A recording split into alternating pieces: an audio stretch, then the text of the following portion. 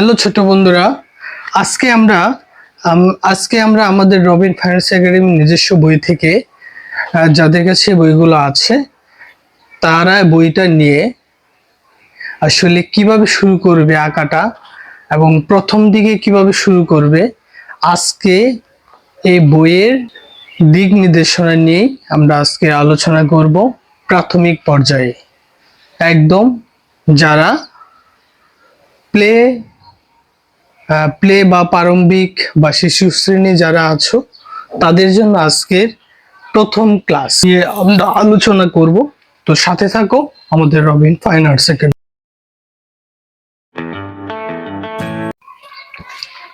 Hello বন্ধুরা, আজকে আমরা নিয়ে আসছি আমাদের মোহাম্মদ রবিন আঁকা শেখার সহজ কৌশল জিরো প্রারম্ভিক এবং যারা একদম শিশু শ্রেণী আছো যে কিভাবে শুরু করবে। চলো তাহলে শুরু করি বইটি দেখে। বইটিতে আমরা প্রথমত যেটা বুঝবো যে বইয়ের সম্পর্কে কিছু বা যে আমার নিজের সম্পর্কে এখানে কিছু ডেজিগনেশন বা আমার কিছু কথা এখানে আছে। তো এখন ছবি আঁকাটা আসলে কিভাবে শুরু করব সেটা আগে আমরা জেনে নেই যে ছবি আঁকা সম্পর্কে মানে কিছু কথা তো অবশ্যই বলতে হয় যে আমরা আসলে কিভাবে শুরু করব। তো ছবি আঁকার বিষয়টা আসলে সকল ছাত্র ছাত্রীর কাছে খুব প্রিয় এবং বিশেষ গুরুত্বপূর্ণ। ছবি আঁকা শিখতে হলে প্রথমে মৌলিক রেখাগুলো চেনা খুব দরকার, যেমন হচ্ছে সরল রেখা বা এটা সমান্তরাল রেখাও বলে। আর আমরা আঁকা বাঁকা যেটা সেটাকে বলা হয় বক্ররেখা। আর এইটা ত্রিভুজ, ট্রায়াঙ্গেল এর মানে চতুর্ভুজ, সার্কেল মানে বৃত্ত। তো এই প্রত্যেকটা জিনিস আমরা প্রথমত এইগুলা সম্পর্কে একটু আইডিয়া নিয়ে নেব এবং ওগুলা মানে আইডিয়া নেওয়ার পর তারপর আমরা রঙের বিষয়ে আমরা একটা ধারণা নেব, আমাদের রঙের পরিচয় সম্পর্কে একটু জেনে নেব। সেটা হচ্ছে আমরা ছবি আঁকার ক্ষেত্রে সহজ করে রঙকে দুই ভাবে ভাগ করে নিয়ে, একটা হচ্ছে মৌলিক রং, একটা হচ্ছে যৌগিক রং। তো মৌলিক রং গুলো হচ্ছে কি কি, এই তিনটাই গুরুত্বপূর্ণ একদম ছোট যারা আছো তোমাদের জন্য। আমরা জানি লাল, হলুদ, নীল, এই তিনটা হচ্ছে মৌলিক রং এবং এই তিনটা রং দিয়ে যে কয়টা রং বানানো যায় সবগুলাই হচ্ছে যৌগিক বা মিশ্র রং।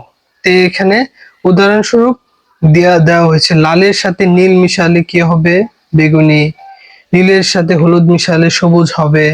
লালের সাথে হলুদ মিক্সড করলে কমলা হবে। তো এই বিষয়গুলো আমরা পরে জানবো আস্তে আস্তে, কিন্তু মৌলিক রং এই তিনটা সম্পর্কে শুধু জেনে নেব, লাল, হলুদ, নীল। তারপর আমরা যেটা পেজ 3 নাম্বার বাদে আমরা যদি 4 নাম্বারে যাই,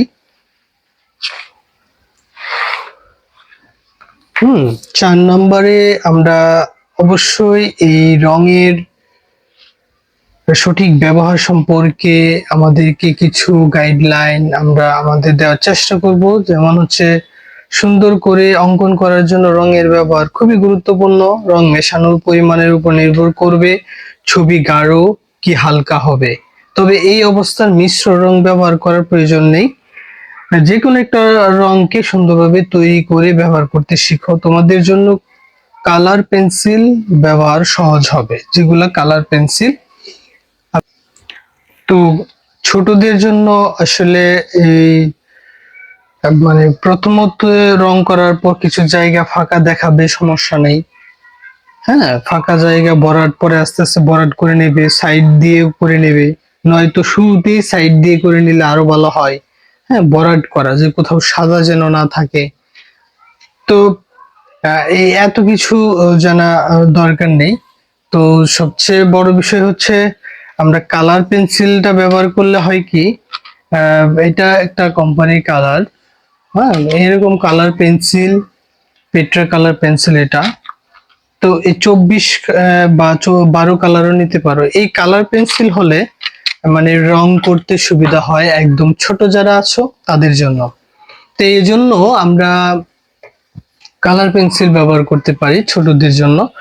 একদম তোমরা যারা আছো একদম কালার পেন্সিল ব্যবহার করবে। আর আমরা যেটা বলছিলাম যে সোজা একটা লাইন দিলাম, এটারও একটা নিজস্ব নাম আছে, সমান্তরাল রেখা বা সরল রেখা। হ্যাঁ, তারপরে খাড়া রেখা, সোজা রেখা যেটাকে বলা হয়, আর এটার নাম তো আমরা জানি বৃত্ত। এইটা হচ্ছে ডিম্বাকৃতি দেখতে, ডিমের মতো। আর এটা হচ্ছে বক্ররেখা, মানে বাঁকা রেখা। বক্ররেখা এভাবেও হতে পারে, আমরা যদি দেখাই, উম এই যে এইটাও বক্ররেখা হতে পারে, এইটাও বক্ররেখা হতে পারে, আবার এইটাও বক্ররেখা হতে পারে, এইটাও বক্ররেখা। দেখো বক্ররেখা মিলে একটা ডিজাইনের মতো হয়ে গেল। এখন এইটাকে বলা হয় কি, সরল রেখা বা সমান্তরাল রেখা। এইটা হচ্ছে খাড়া রেখা। খাড়া রেখা, তো এই রেখাগুলা দিয়ে আমরা প্রথমত এইভাবে হাতে আমরা প্র্যাকটিস করতে পারি। প্রথমত বাঁকা হবে, সমস্যা নেই, সেটা তোমরা নিজেরা করতে করতে ভালো হয়ে যাবে। এইগুলো আমরা আইডিয়া নিয়ে নেব। তারপরে আমরা আসি পেজ 5-এ। 5-এ আছে যে আমরা কিভাবে কি করব। 5-এ হচ্ছে, তো ছোট্ট বন্ধুরা দেখো এখানে কি লেখা আছে। 5 নাম্বার পেজে বিন্দুগুলোতে হাত ঘুরাও এবং রেখাগুলো যুক্ত করো। তো এইখানে যে দেখো বিন্দু, অনেকগুলা বিন্দু আছে, বা আমরা যদি ডটও বলি, তো এইগুলাকে আমরা আস্তে আস্তে এভাবে কি করব, একদম চিকন, প্রয়োজনে শার্প করে নেব। পেন্সিলটাকে শার্প করে নিয়ে আস্তে আস্তে আমরা এটা উপরে হাত ঘুরাবো এবং মিলিয়ে এটাকে এভাবে কি করব, মিলিয়ে দেব, ঘুরাবো। এবং একটু আঁকা বাঁকা হলেও সমস্যা নাই, এই যে আমি মনোযোগ দিচ্ছি, মিলাচ্ছি, হ্যাঁ, এইটাই কিন্তু, এইখান থেকেই কিন্তু আমার ছবি আঁকা শুরু হচ্ছে। যা আমি এটার সাথে, এটার মতো করে এটাকে মিলাবো, এটার মতো করে এটাকে মিলাবো। এইটাকে মিলানোর পরে আমরা দেখো আরো অনেকগুলা ছোট ছোট বৃত্ত আছে, সেগুলাকে মিলাবো, সেগুলাকে মেলানোর চেষ্টা করব। তাহলে কিভাবে মিলাবো, দেখি এটাকে করে দেখি, আস্তে আস্তে করে এভাবে করব আমরা, এভাবে মিলিয়ে দিব। তো এইভাবে আস্তে আস্তে করলে একটু আঁকা বাঁকা হোক, এইটাই আমার প্র্যাকটিস। এইটাই আমি, এই যে আমি মনোযোগ দিচ্ছি, একটার সাথে একটা মিলাচ্ছি, আর একটা গেমের মতো, একটা মজার মতো, মানে এইভাবে আমি আস্তে আস্তে নিজেকে ব্যালেন্স করা শিখবো সবার থেকে। তারপরে এখানে দেখো এই লাইনটা মেলানো নেই, আমি মিলিয়ে দিচ্ছি। এভাবে আস্তে আস্তে ঢেউ ঢেউ এর মতো করে, মানে যে আমি বক্ররেখা শিখেছি, বাঁকা রেখা, সেই রেখাটা আমরা এখানে লিখছি, ডট মিলিয়ে দিচ্ছি, এটা একটা ঢেউ ঢেউ এর মতো হয়ে গেল। তারপর দেখো এইখানে একটা পেঁচানো, দেখতে বাংলা অঙ্ক একের মতো, এইভাবে হাত ঘোরাবো আমরা আস্তে আস্তে। তো এইগুলা হাত ঘোরালেই আমার প্র্যাকটিস হয়ে যাচ্ছে, আমি এই ছবি আঁকা শিখে যাচ্ছি। এই যে আমি ছবি আঁকা শিখে যাচ্ছি, তো এই যে শিখে যাচ্ছি, বড় হচ্ছি, এইটাই তুমি সবাইকে চমক লাগিয়ে দিতে পারবে। এভাবে তুমি যে এই যে প্র্যাকটিস করছো। তারপরে হচ্ছে তুমি এইখানে দেখো, লক্ষ্য করে, যে এইখানে এতটুকু জয়েন করা আছে, এইখানে অনেকগুলা লাইন আছে, সেই লাইনগুলোকে আমরা যোগ করে দেব এভাবে আস্তে আস্তে যোগ করে দেব। তারপরে এখানে আরেকটা আছে, হ্যাঁ, এভাবে আমরা মিলিয়ে দেব আস্তে আস্তে। আমি একটু তাড়াতাড়ি করছি, তাড়াতাড়ি করার দরকার নেই, তোমরা আস্তে আস্তে করবে এভাবে আস্তে আস্তে। তারপরে এইটা এভাবে তোমরা মিলাবে। তো আশা করছি যে যে শিক্ষা প্রতিষ্ঠান থেকে আছো, তোমরা আমার এই বইটা যদি ব্যবহার করো, তাহলে আজকের এই ক্লাসটা তোমাদের জন্য খুবই গুরুত্বপূর্ণ এবং সহজ হয়ে দাঁড়াবে নিজে নিজে প্র্যাকটিসের জন্য। তো এভাবে আমরা প্রতিটা লাইনকে জয়েন করব। আমি কিন্তু ছবি আঁকা শিখে যাচ্ছি। এই যে দেখো, সবগুলাকে আমি জয়েন করছি। তারপরে এখানে আরেকটু কিছুটা একটু জটিল আছে, এটাকেও আমরা আস্তে আস্তে করব পেঁচানো।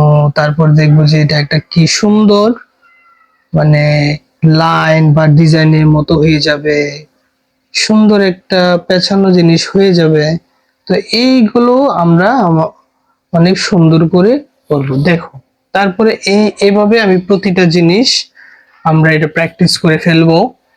প্র্যাকটিস করলে তারপরে আমরা চাইবো, চেষ্টা করব যে এইগুলা যে এলোমেলো লেখা বৃত্ত, এগুলা আমরা যদি আলাদা পেজ ড্রয়িং খাতা নিয়ে এগুলা এভাবে প্র্যাকটিস করি, আস্তে আস্তে আঁকা বাঁকা হোক, সমস্যা নেই, আঁকা বাঁকা হতেই পারে। তারপরে হচ্ছে এই যে লাইন প্র্যাকটিস করলাম, এই যে অনেকগুলা লাইন আঁকা বাঁকা, এগুলো আমরা এভাবেই পেজের মধ্যে অনেকগুলো আঁকা বাঁকা দিব, দিয়ে আমরা হাতটাকে চালু করব। আমার হাতটা অনেক বেশি আঁকাআঁকির মধ্যে স্পিডি হবে, মানে অনেক কিছু এঁকে ফেলবে সে। তো এই জন্য এটার পাশাপাশি আমরা আলাদা খাতায়ও চেষ্টা করব প্র্যাকটিস করার জন্য। তো এইটা হচ্ছে প্রথম ধাপ।